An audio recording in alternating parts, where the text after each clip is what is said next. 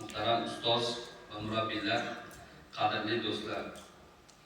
Avvalo siz azizlarni yurtimizdagi ta'lim-tarbiya sohasidagi xodimlarni o'qituvchi va murabbiylar kuni umumxalq bayrami bilan chin qalbimdan muborakbod etib, barchangizga eng ezgu tilaklarimni bildirishdan baxtiyorman. Va Ra'no Tog'oyevlar.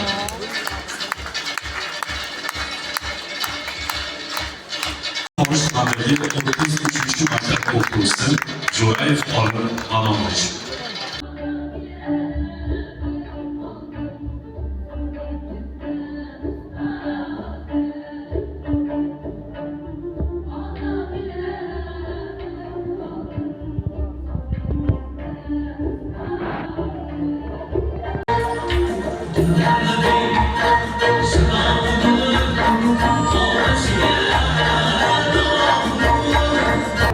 Jadidlar millatni, vatan saodati, uning baxti va ravnaqi uchun, millat taraqqiy topishi, yurt ozodligi uchun fidoyilik ko'rsatishga da'vat etgan edilar.